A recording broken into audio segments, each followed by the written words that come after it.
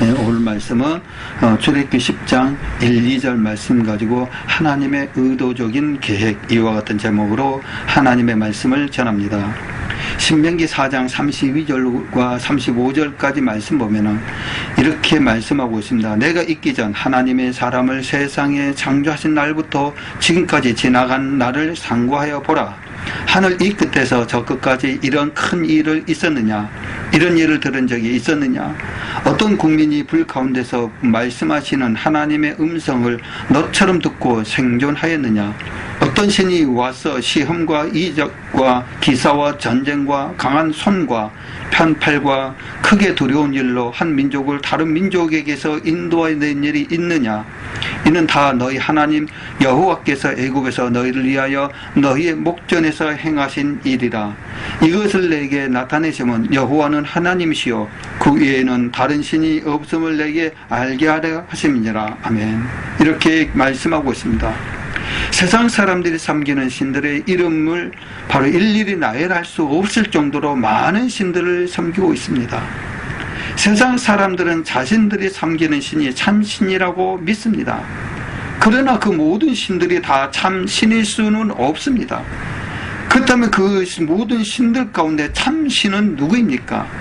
성경은 이렇게 말씀하고 있습니다. 이사야 43장 10절로 11절에 말씀 보면 나 여호와가 말하노라. 너희는 나의 증인 나의 종으로 택함을 입었나니 이는 너희로 나를 알고 믿으며 내가 그인 줄 깨닫게 하려 함이라. 나의 전에 지음을 받은 신이 없었느니라. 나의 후에도 없으리라. 나 곧 나는 여호와라. 나 외에 구원자가 없느니라. 아멘. 여호와 하나님께서 나의 전에 지음을 받는 신이 없고 나의 후에도 없나니 나 외에 구원자가 없다라고 분명하게 말씀하고 있습니다. 또한 이사야 44장 6절 말씀 보면 이스라엘의 왕인 여호와 이스라엘의 구속자인 만군의 여호와가 말하노라. 나는 처음이요 나는 마지막이라. 나 외에 다른 신이 없느니라. 아멘. 만군의 여호와 하나님이 자신이 처음과 마지막이 되십니다. 여호와의 다른 신은 절대 존재하지 않는다고 말씀합니다. 이와 같이 성경은 오직 여호와 하나님만이 유일한 참신임을 분명히 말씀하고 있습니다. 이것은 이스라엘의 출애굽 과정 속에 역사하신 하나님을 통해서 더 잘 알 수가 있습니다. 그러면 하나님이 왜 바로의 마음을 강팍해 하셨습니까? 요셉이 애굽의 총리로 있을 때에 야곱은 자기 가족 70명을 데리고 애굽으로 내려갔습니다. 그들의 수는 해가 거듭될수록 번성하여 400년이 가까워졌을 때에는 애굽 사람이 위험을 느낄 정도가 되었습니다. 그때 애굽에 요셉의 행적을 모르는 새 왕이 일어나 이스라엘 자손을 괴롭게 하기 시작했습니다. 출애굽기 1장 8절로 14절의 말씀 보면은 요셉을 알지 못하는 새 왕이 일어나서 애굽을 다스리더니 그가 그 시민에게 이르되 이 백성 이스라엘 자손이 우리보다 많고 강하도다. 자 우리가 그들에게 대하여 지롭게 하자. 두렵건대 그들이 더 많게 되면 전쟁이 일어날 때에 우리 대적과 합하여 우리와 싸우고 이 땅에서 갈까 하노라 하고 감독들을 그 위에 세우고 그들에게 무거운 짐을 지워 괴롭게 하며 그들로 바로를 위하여 국고성 비동과 람셋을 건축하게 하느니라. 그러나 학대를 받을수록 더욱 번식하고 창성하니 애굽 사람이 이스라엘 자손을 인하여 근심하여 이스라엘 자손의 역사를 엄하게 하여 고욕으로 그들의 생활을 괴롭게 하니 곧 흙 이기기와 벽돌 굽기와 농사의 여러 가지 일이라. 그 시키는 역사가 다 엄하였더라. 아멘. 이처럼 바로는 이스라엘 백성 위에 감독을 세우고 비돔과 람셉을 바로 건축하게 하면서 흙 이기기, 벽돌 굽기, 농사 등의 일을 중노동으로 그들을 괴롭게 하였습니다. 그러나 이스라엘 백성 민족은 학대를 받으면서 받을수록 더 창대해져 갔습니다. 이에 두려움을 느낀 바로는 히브리 산파의 남자가 태어나면 죽이도록 명령하게 됩니다. 출애굽기 1장 15절로 16절 말씀 보면은 애굽 왕이 히브리 산파 시브라라 하는 자와 부하라 하는 자에게 일러 가로되 너희는 히브리 여인을 위하여 조산할 때에 살펴서 남자이든 죽이고 여자이든 그는 살게 두라. 아멘. 그러나 히브리 산파들은 하나님을 두려워하여 애굽 왕의 명을 어기고 남자 아이를 살려두었습니다. 출애굽기 1장 17절의 말씀 보면 그러나 산파들이 하나님을 두려워하여 애굽 왕의 명을 어기고 남자를 살린지라 하면, 그러자 바로는 그들에 대한 학대를 한층 더 높여 이스라엘 백성에게 누구든지 남자를 낳으면 하숫가에 던지고 여자면 살려두라고 명령하였습니다. 그 말씀이 출애굽기 1장 21절 22절의 말씀입니다. 그러므로 바로가 그 모든 시민에게 명하여 가로되 남자가 나거든 너희는 그를 하수에 던지고 여자는 살리라 하였더라면, 이처럼 애굽에 내려간 이스라엘 자손은 중노동을 하면서 자기가 낳은 아들을 자기 손으로 죽여야만 하는 엄청난 고통 속에 살아야 했습니다. 그러자 그들은 하나님께 부르짖기 시작했습니다. 하나님은 고통 속에 부르짖는 그들의 신음을 들으시고 과거 아브람과 이삭과 야곱에게 세운 언약을 기억하셨습니다.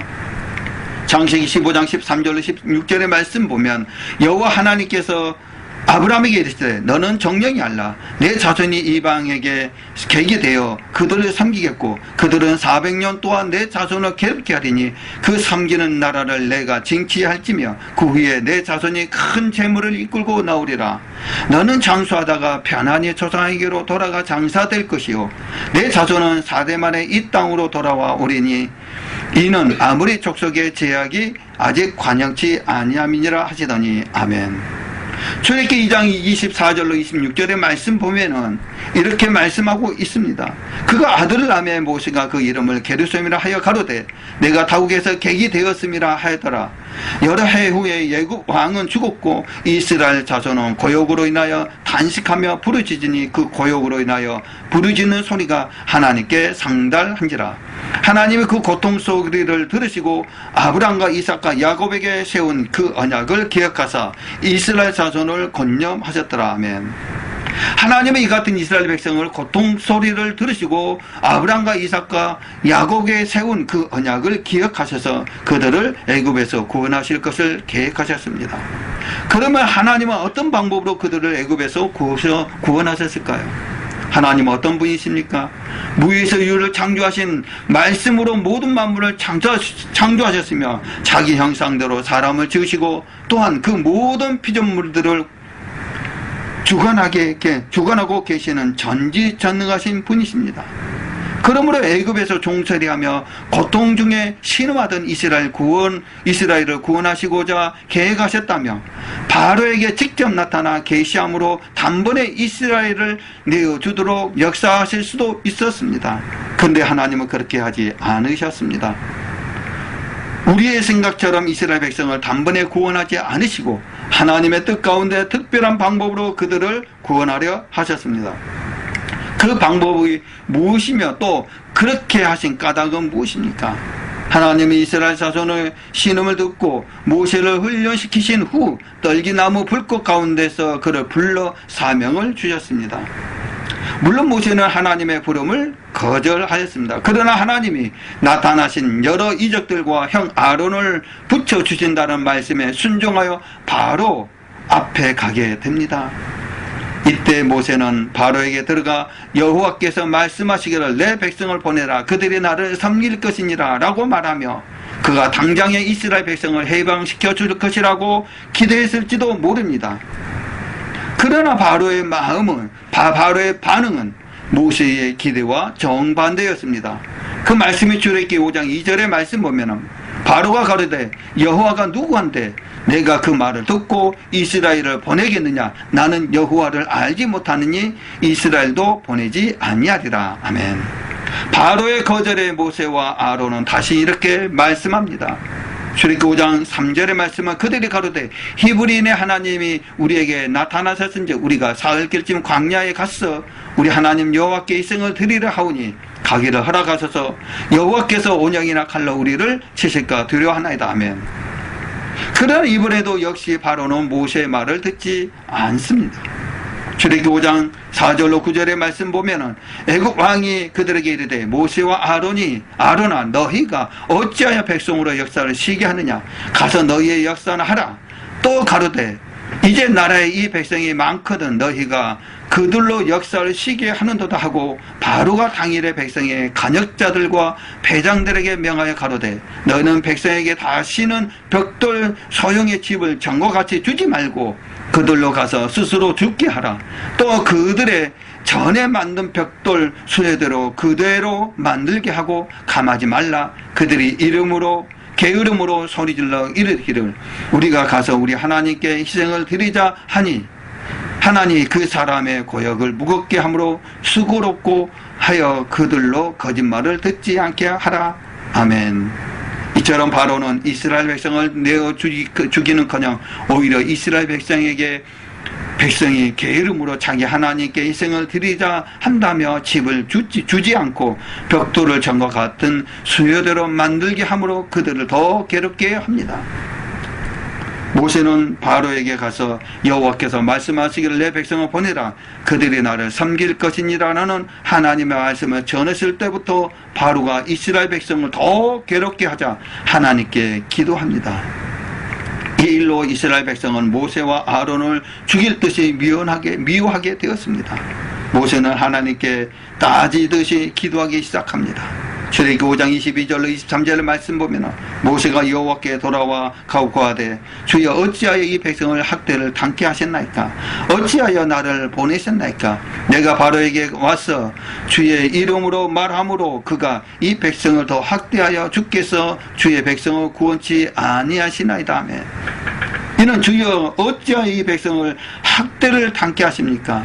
어찌하여 갈 수 없다는 저를 기어코 바로에게 보내어 이 백성으로 학대를 당케 하십니까? 근데 제가 바로에게 가서 하나님의 말씀을 전할 때부터 바로가 이 백성을 더 학대하니 이는 하나님께서 이 민족을 구원치 않으려 하심이 아닙니까? 라며 하나님께 따지듯이 기도한 것입니다. 이 기도에 하나님은 어떻게 응답하셨습니까? 출애굽기 6장 1절의 말씀 보면 여호와께서 모세에게 이르시되 이제 내가 바로에게 하는 일을 내가 보리라. 강한 손을 더함으로 바로가 그들을 보내리라. 강한 손을 더함으로 바로가 그들을 그 땅에서 쫓아내리라 하며 하나님께서 바로의 마음을 강팍게 하신 이유는 무엇입니까?